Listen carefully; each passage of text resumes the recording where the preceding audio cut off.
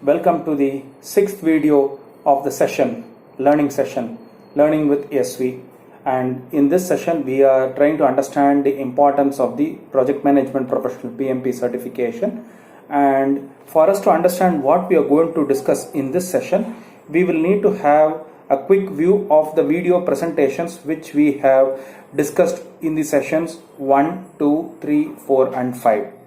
Today, with regards to whatever we discussed on what a plan-driven approach versus an adaptive or an agile approach, an extension of whatever we discussed is what we are going to talk about today. See, last time we spoke about understanding the various phases of a project, which is initiating, planning, execution, monitoring and controlling, closure, and the various stages inside a project, which would talk about analysis, design, build, test and deliver. Now, if you look further from this, we will try to understand more on an aspect which is called as progressive wave elaboration. What is this progressive wave elaboration? Sometimes we need to understand that all the work which is needed to be demonstrated or to the customer may not be visible as requirements upfront. The work gets elaborated as you go down the line. That's the reason why you call that as progressive elaboration or sometimes progressive wave elaboration. And under this progressive elaboration, we have two specific techniques to help us understand the concept of progressive elaboration. One is called as rolling wave planning. The other is called as prototyping or modeling. What is this rolling wave planning? Typically, when you see a sea wave, you have a higher amplitude, which is called as a crest, and a lower portion of the amplitude, which is a trough. If you look at this waveform of a sea wave, you have the strength at the maximum when it hits the crest, and the energy of the sea wave recedes as it goes towards the trough. The same is the concept which is applied here during course of understanding the requirements or the features during any project feature or task. The work which we are delivering immediately to the customer is known to the maximum when we are working on the feature. Let us say we have two features A and B. The work for feature A is invariably known more because that's a feature which we are right now working on, and we may not be knowing much about feature C or feature D. For the simple reason, we are not working on feature C or feature D. However, down the line, after we complete feature A, we will start elaborating feature B and feature C and feature D and so on and so forth.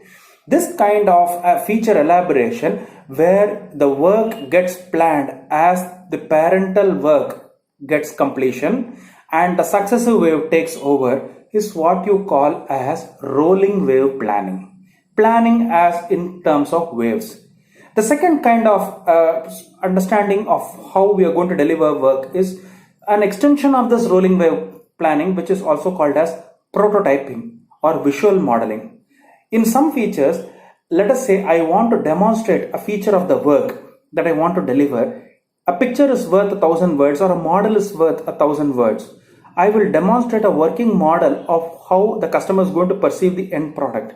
When I'm deliberately working on showing the end product to the customer gets a feel that this is how his or her software product or whatever tangible working product is going to look like. It becomes more easy to visualize, give a look and feel, and then give feedback to the customer or his or her customer. And how are we going to understand whatever the customer wants so that we can incorporate those features during working of the entire product or feature.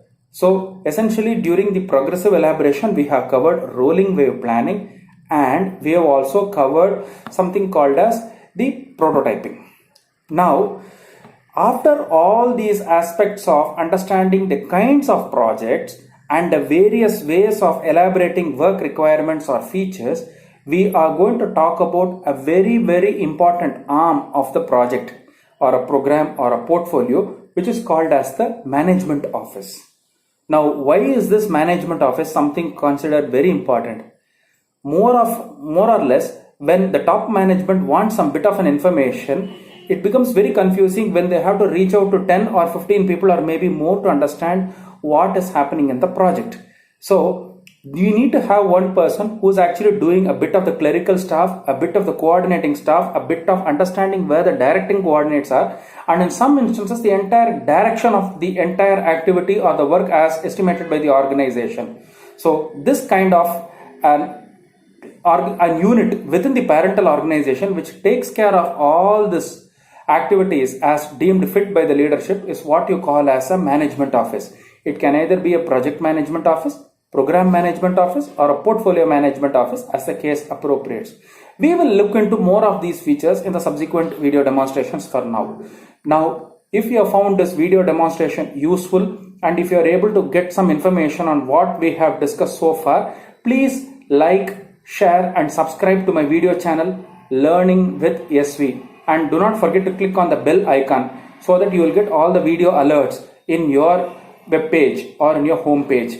I really take this opportunity to wish you all the success in preparing for the PMP certification examination, and I also take this opportunity to wish each and every one of you, your family and loved ones, a very, very happy Deepavali, happy festive season, and a very happy, joyous season as you go down the line. Thank you all. Have a great time and have a safe festive season. Good luck.